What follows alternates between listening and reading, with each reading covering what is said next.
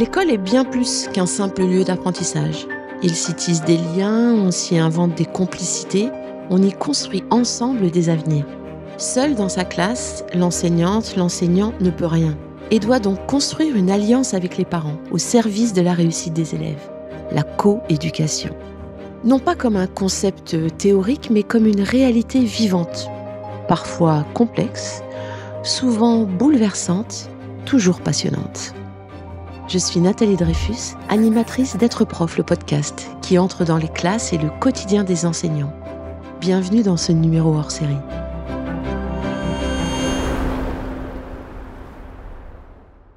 Pour ce nouvel épisode, Ségolène et Fiona nous racontent comment, jour après jour, elles tentent de créer un pont entre deux mondes, celui de l'école et celui des familles.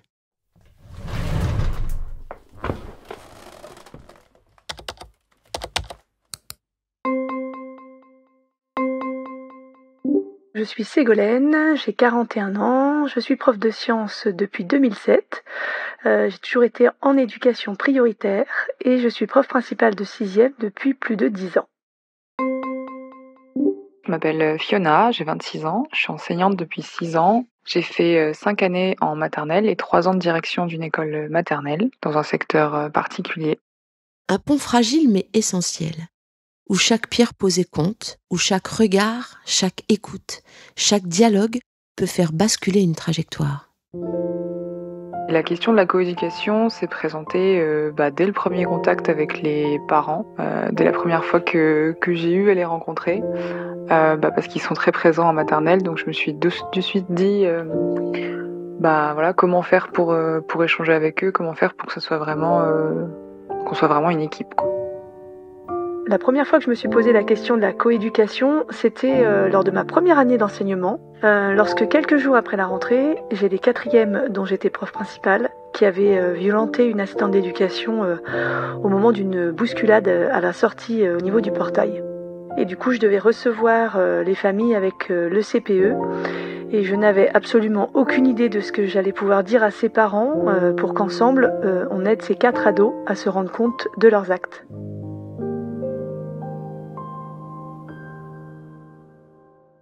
Un territoire délicat où se rencontrent des cultures différentes, où les représentations s'affrontent et se transforment. Un territoire où l'empathie devient un art, où l'humilité est une force et où la réussite des élèves est le seul horizon qui compte vraiment. Quand j'ai commencé ma mission de prof, j'imaginais que les parents de REP étaient pour la plupart un peu des missionnaires, avec un vécu avec l'école qui pouvait ne pas être forcément facile. Et je pensais qu'avec de bons conseils, avec une relation de proximité, de confiance, je pourrais facilement emmener ces parents à s'engager dans cette coéducation. En tout cas, je n'imaginais pas du tout la place que prendraient les familles dans mon quotidien de prof. Quand j'ai débuté, j'imaginais la relation avec les parents assez complexe tout de même. J'étais stressée, je pensais que j'allais être jugée pour le fait que je sois jeune, que j'ai pas d'enfants, qu'ils aient tous des attentes très différentes. Et puis, j'avais quand même déjà pas mal entendu parler d'histoires de conflits avec des parents qui pouvaient un petit peu dégénérer. Donc j'étais pas vraiment sereine vis-à-vis de ça, mais je savais quand même que c'était une nécessité. On démarre donc dans le métier avec des représentations, des projections, et bien vite, la réalité et sa complexité viennent déconstruire tout ça, pour nous confronter à quelque chose de mouvant, de singulier pour chacune des familles. Entre ce que j'imaginais et la réalité, finalement, il y a une pluralité de réalités, je dirais. Chaque famille est différente, chaque famille a un rapport à l'école qui est différent, de par leur passif eux-mêmes avec l'école, de s'ils ont plusieurs enfants, de chaque rapport de leurs enfants à l'école. Donc c'est vraiment différent. Et puis ils ont tous des modes de communication différents. Entre ce que j'imaginais et la réalité, il y a eu ces premières histoires que je qualifie de sordides, qui m'ont permis de comprendre en fait que les parents ne sont pas des missionnaires. C'est simplement qu'ils ont juste à gérer des problèmes que je n'imaginais même pas du haut de mes 23-24 ans. Ces différences, cette pluralité de fonctionnement parfois fort éloignée des nôtres, l'absence de certains, le silence d'autres, nous agacent, faisant naître des préjugés, souvent délétères. Et on se prend en pleine face des histoires de vie insoupçonnées. Alors, on comprend ce que peut représenter l'école pour ces familles. Je me suis sentie tellement hors sol avec mes histoires de boulettes de papier, de leçons non apprises que j'avais à transmettre aux parents quand j'entendais vraiment leur quotidien et ce qu'ils traversaient. On peut dire que vraiment j'ai pris une claque parce que dans ce contexte, en fait, évidemment, la scolarité de leur enfant n'est pas du tout une priorité. J'ai même envie de dire qu'au moins à l'école, leur enfant est en sécurité. Je pense qu'on a souvent tendance à juger les familles ou avoir des préjugés, surtout sur les familles qui viennent pas justement, qui se rendent jamais disponibles, qui rendent jamais les documents demandés. C'est assez compliqué à gérer, je pense, pour nous en tant qu'enseignants.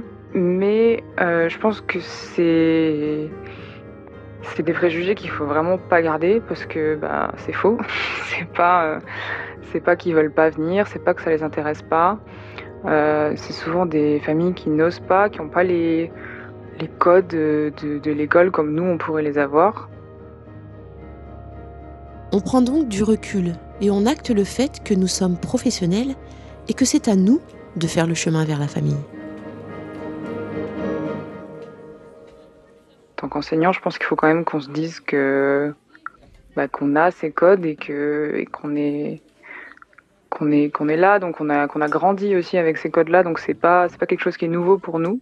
C'est vraiment à nous de nous remettre en question, de trouver les leviers pour communiquer, qu'est-ce qui marche le mieux et de parfois voilà, ça va peut-être être plus long à mettre en place, mais c'est pas grave, faut pas laisser tomber parce que c'est vraiment très important. Après avoir découvert le quotidien de certaines des familles dont j'avais les enfants en responsabilité, j'ai toujours eu en tête que mes élèves, ce ne sont pas seulement des élèves, mais ce sont des enfants avec une histoire, un quotidien. Et ça, c'est valable aussi du coup pour les parents avec qui je suis en relation. Désormais, je prends beaucoup de précautions quand je dois faire face à une situation difficile. On apprend à trouver les mots justes, la distance qu'il faut pour accompagner au mieux les familles, les enfants. C'est un travail chaque jour à renouveler, car dans toute relation, rien n'est jamais acquis. Bref, j'ai dépassé cette image de parents démissionnaires que j'avais et j'ai vu la diversité de ces familles, de ces situations que ces établissements classés REP offrent. En fait, l'hétérogénéité et la différenciation sont à mettre à l'œuvre dans la classe avec ces enfants issus de milieux et de situations différentes, mais aussi en dehors de la classe avec leurs familles, leurs parents qui vivent eux aussi cette même diversité de quotidien et de situations. Une relation complexe dans laquelle le rapport à l'école des parents s'invite, dans laquelle nous pourrions peut-être mettre autre chose que des rappels à l'ordre. Il faut dire que les liens en fait, qu'on a avec les parents sont souvent liés à des remontées de situations difficiles. En général, quand un parent voit le collège qui appelle sur leur téléphone, c'est pas toujours bon signe. Ça crée une relation à l'école qui peut être compliquée. Il y a aussi parfois les souvenirs de leur propre scolarité et de leur propre vécu qui peut avoir été parfois difficile. Et j'ai toujours pris le parti de dire aussi aux familles quand ça va bien. C'est le meilleur conseil que j'ai reçu de mon père qui était CPE puis chef d'établissement et que j'utilise au quotidien.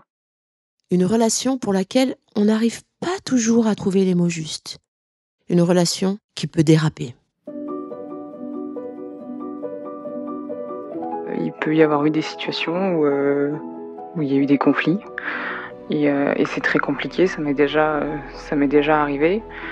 La maman voulait plus me dire bonjour, elle voulait plus me parler. Donc là, on essaye quand même de faire le maximum, au moins de faire tout ce qui est important à faire pour le suivi de la scolarité de son enfant, donc de l'élève. On reste toujours diplomate et on essaye vraiment d'arrondir les angles quand même, toujours d'essayer le minimum au moins d'échanger pour que ça avance tout de même. La priorité, ça reste l'élève, ça reste sa vie scolaire. Il y a parfois des moments où les blessures vis-à-vis de l'école sont trop fortes, que la communication est rompue. Et il faut quand même trouver une solution pour avoir une communication saine et continuer à accompagner les parents et à donner de l'information au service de l'élève. Il faut trouver des solutions même si les parents viennent et qu'on les sent sur la défensive ou fuyants. Alors, qu'apporter à cette relation pour qu'elle se construise au service des apprentissages, du bien-être de nos élèves ?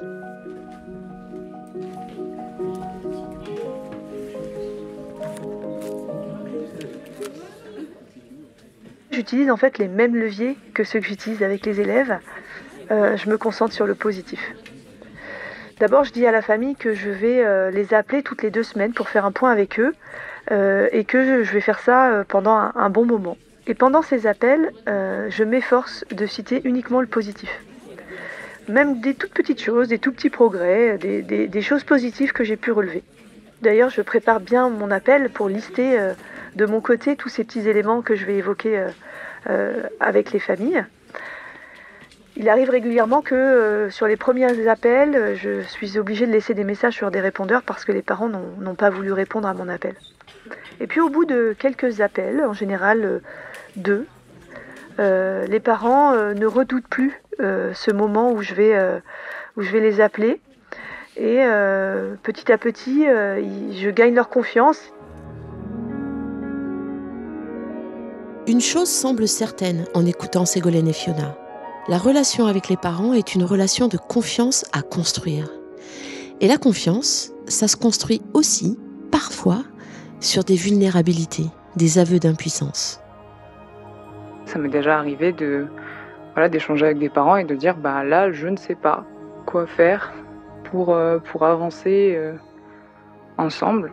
Et finalement, à chaque fois que ce genre de situation s'est présenté, ça se passe plutôt bien parce que je pense qu'il y avait peut-être la situation était peut-être due à un quiproquo ou à des moments où il y a de l'incompréhension et les parents se retrouvent face à quelqu'un qu'ils trouvent plus humain parce que on avoue nos faiblesses et souvent ils ont même plus tendance à échanger derrière, à se rappeler qu'on est là pour leur enfant et qu'on doit vraiment travailler en équipe. Donc c'est pas une faiblesse d'avouer que parfois on sait plus comment faire. Au contraire, ça peut vraiment créer un déclic.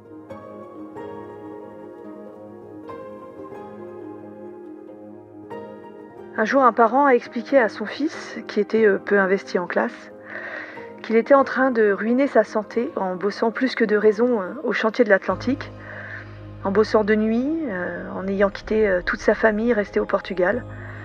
Tout ça pour que son fils puisse étudier et avoir une meilleure vie que lui. Que les profs étaient là pour l'aider et qu'il faisait tout ce qu'il pouvait, mais que la réussite en fait dépendait de leur enfant, de ce qu'il allait faire en classe et des efforts qu'il allait produire. Moi j'écoutais et j'étais tellement émue devant ce papa parlant à son fils de la réalité de la vie, de raconter et de se raconter comme ça devant moi, témoin de ces échanges, de l'engagement qu'il avait vis-à-vis de son fils, de cet effort de vie qu'il avait consenti. Puis aussi dans le fond de cette promesse de l'école comme un ascenseur social, promesse auquel je crois, que j'ai pleuré. Les larmes me montaient au fur et à mesure de l'entendre raconter et j'ai terminé en larmes. J'ai énormément remercié ce papa pour ses mots, pour cette énergie en fait qu'il dégageait au service de son enfant. Et je me suis adressée à mon élève en lui exprimant la chance qu'il avait et dont il ne mesurait même pas l'étendue d'avoir un papa comme ça, aussi investi, engagé au service de sa propre réussite. Je n'ai plus jamais eu besoin de dire quoi que ce soit à cet élève, ni même à ses copains d'ailleurs. Je pense qu'ils ont dû en parler après cette rencontre. Et c'est une des plus belles leçons de vie que j'ai pu entendre, à la fois pour cet enfant, mais aussi moi en tant qu'enseignante sur la réalité de ces familles pour qui l'école est le seul le seul chemin sur lequel ils misent pour leur enfant. De l'écoute, des fragilités, des tentatives, des réussites et des échecs construisent au fil du temps ce qu'on pourrait appeler une charte de bonnes relations.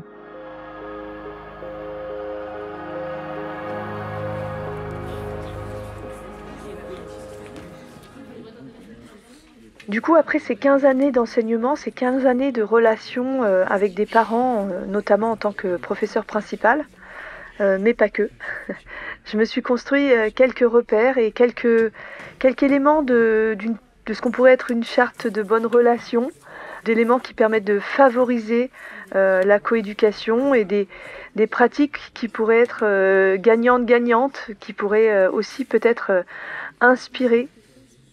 Qui dit communication dit langue parlée par les parents. Premier repère, évidemment, c'est de savoir si les parents parlent la même langue que moi. C'est une des premières choses à avoir. Qui dit communication dit relation qui se construit sur du positif. Le meilleur conseil donc, que mon papa m'a donné, c'est de dire aussi quand c'est bien, de toujours prendre le temps de dire le positif et ne pas se concentrer sur ce qui ne va pas. Se rappeler aussi que derrière chaque famille, derrière chaque élève, il y a une histoire à prendre en compte. Ne jamais culpabiliser les familles, mais essayer de trouver des solutions ensemble pour le bien de leur enfant. Être accessible dans les mots qu'on utilise, parce qu'on a des parents qui ne maîtrisent pas le jargon de l'éducation nationale, qui ne maîtrisent pas toujours le français non plus d'ailleurs. Mais être accessible aussi dans la disponibilité qu'on va avoir. En utilisant le téléphone portable, je sais que je suis plus accessible vis-à-vis des familles que de passer par le mail. C'est parfois aussi plus simple de communiquer pour ses parents en envoyant un SMS ou en appelant au téléphone. Certains parents ne sont pas toujours à l'aise avec l'écrit. Une relation dont on identifie les canaux les plus propices et les plus efficaces. Est-ce que le matin je vais les voir? Est-ce que le soir je vais les voir? Ou est-ce que l'enfant est tout le temps en périscolaire? Donc là, ça devient forcément plus difficile d'avoir des moments d'échange, de discuter très rapidement dans l'année avec eux au niveau de leurs préférences de communication. Est-ce qu'ils sont plus à l'aise à l'écrit? Est-ce qu'ils préfèrent vraiment une communication orale? Une relation faite d'écoute, d'observation. Je reste toujours très, très observatrice de changement de la part des parents. Et je me rends aussi toujours très disponible pour discuter avec eux. Si ça fait, je sais pas, moi par exemple 2-3 jours que je trouve que leur enfant a changé de comportement, je vais prendre le temps à midi en fait de les appeler. Une relation qui parfois ne tient qu'à un fil. Ne jamais se résigner à communiquer avec une famille, même si on a l'impression que c'est compliqué. Prendre le temps de s'apprivoiser petit à petit. Parce qu'il y a certaines situations qui demandent du temps et il faut le prendre. Je pense que c'est du temps qu'on investit au départ mais qui n'est pas du temps perdu.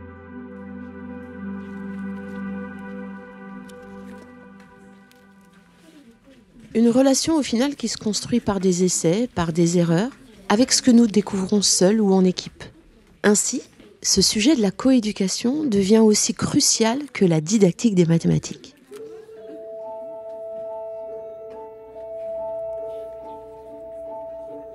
C'est des repères que j'ai plutôt construits seul ou avec mes collègues dans l'école.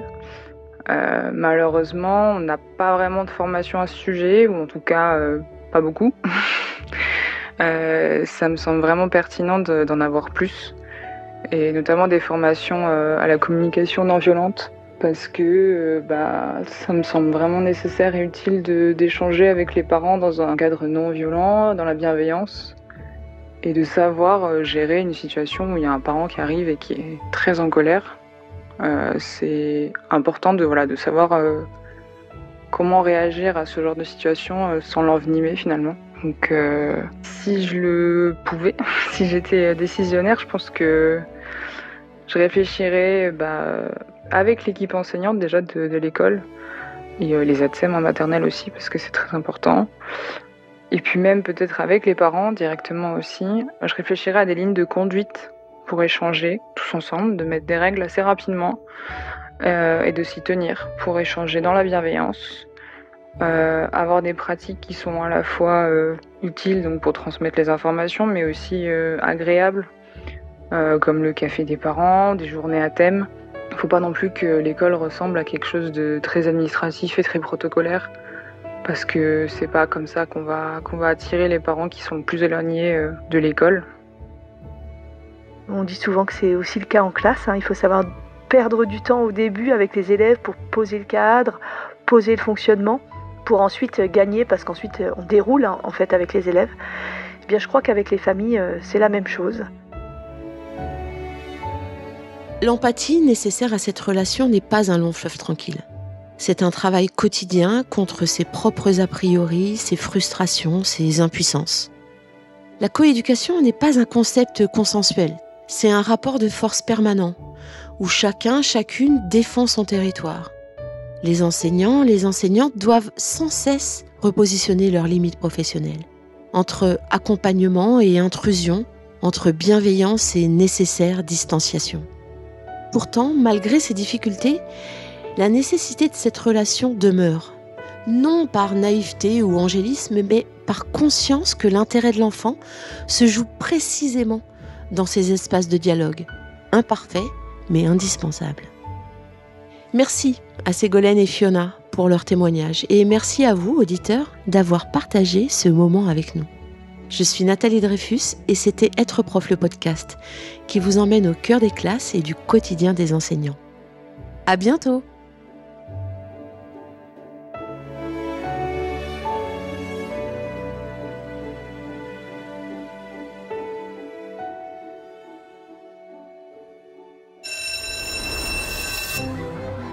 C'était le hors-série d'Être prof, le podcast.